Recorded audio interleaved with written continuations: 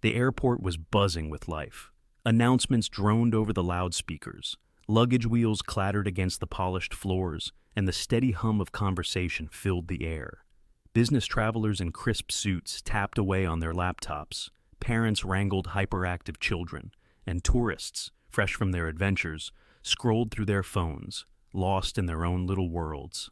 At Gate 27, Jack Calloway sat with his carry-on tucked neatly at his feet, watching.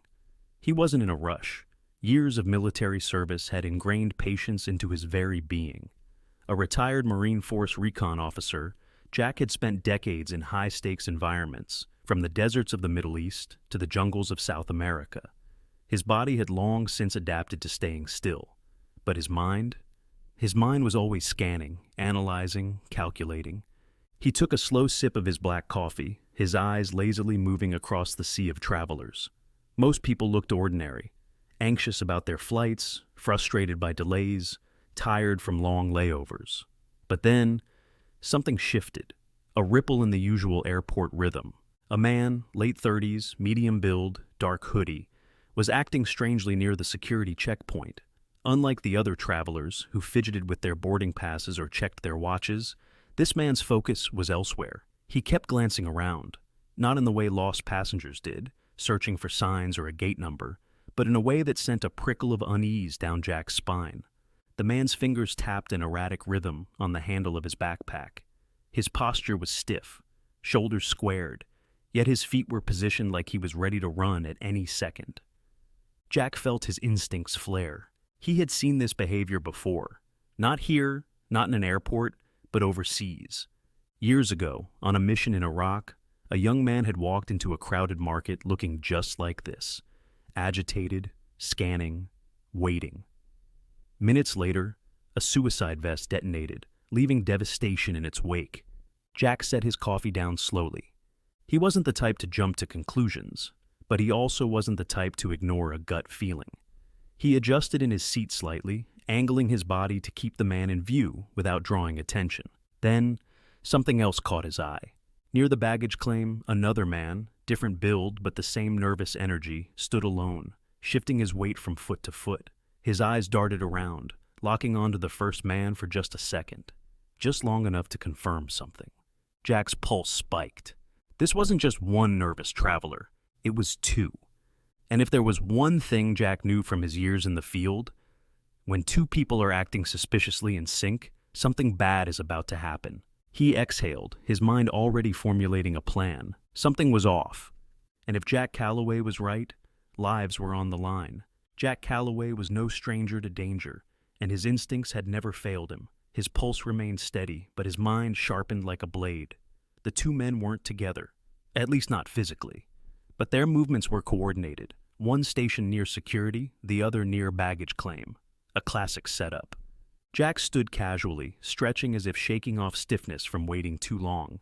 He adjusted his carry-on strap and made his way toward a better vantage point, ensuring he could keep both men in his line of sight without drawing attention to himself. The man near the security checkpoint checked his watch, then adjusted his backpack again, his grip tightening for a brief moment before loosening. Was he waiting for something? A signal? A message? Then, Jack caught something chilling. The second man nudged an unattended bag closer to a trash can with the side of his foot. It wasn't dramatic, just a small, casual push. But Jack had seen exactly that maneuver before. His breathing slowed, his world narrowing. This wasn't just paranoia. This was a drop, a planted device. Jack reached into his pocket and pulled out his phone.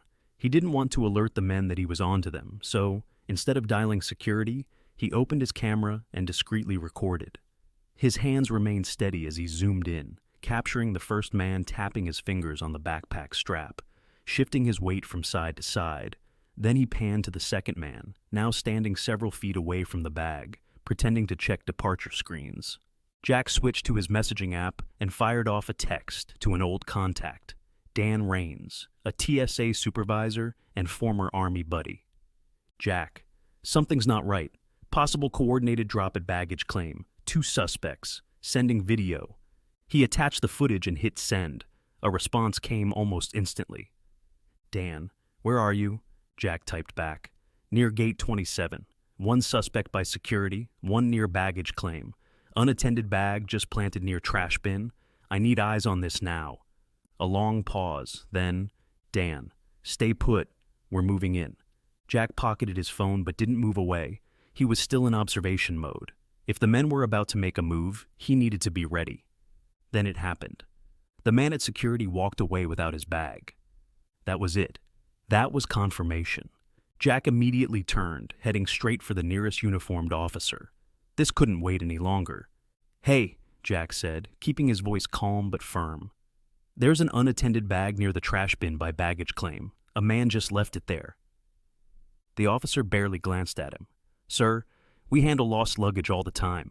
"No," Jack interrupted. "Listen to me.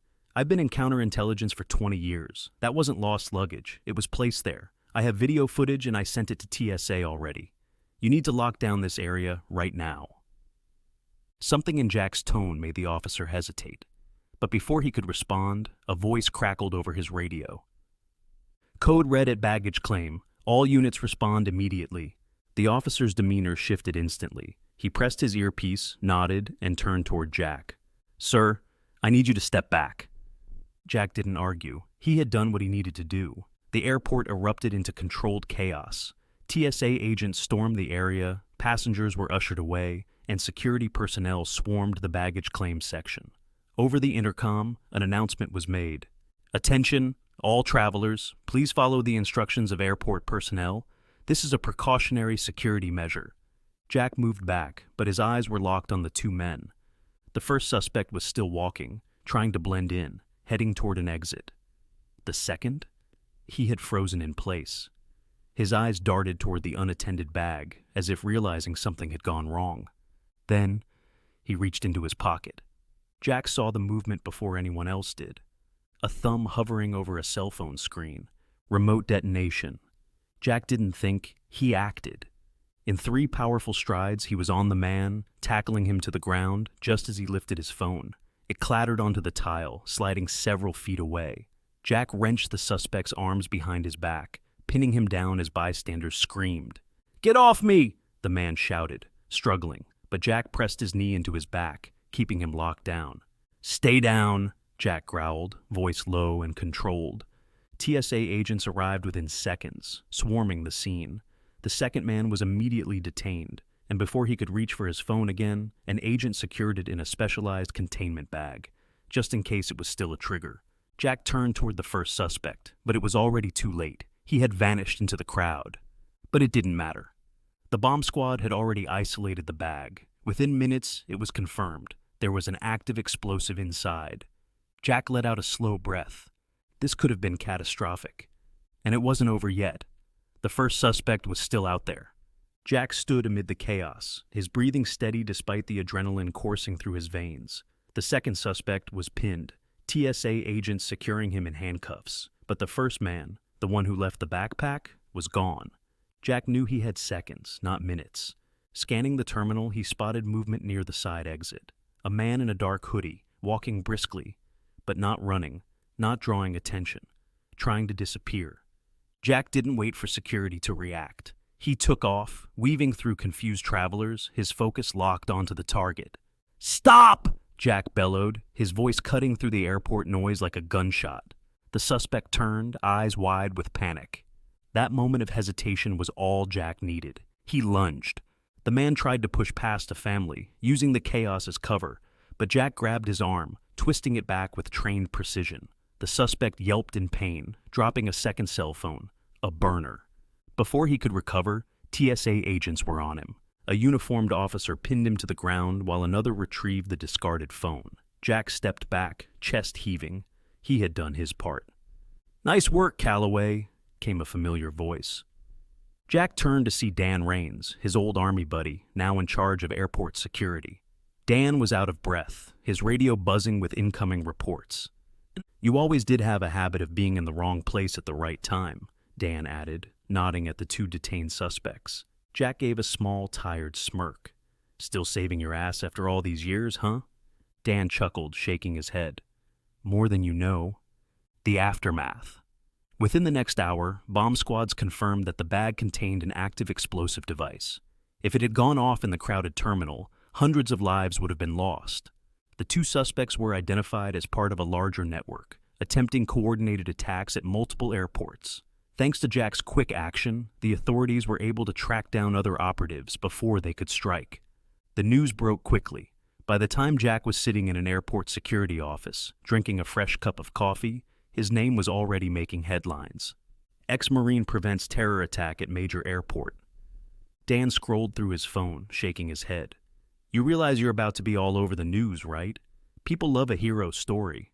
Jack scoffed. I'm no hero. I just paid attention. Dan studied him for a moment, then smirked. That's the problem. Not enough people do. Jack didn't argue. He simply sipped his coffee, watching as the chaos outside slowly settled. Families reunited, flights resumed, life moved on, because it could, because he had been paying attention. As Jack grabbed his bag and headed toward the boarding gate for his original flight, he felt a familiar sense of peace settle over him. Another day, another crisis averted, and just like that, he disappeared into the crowd once more.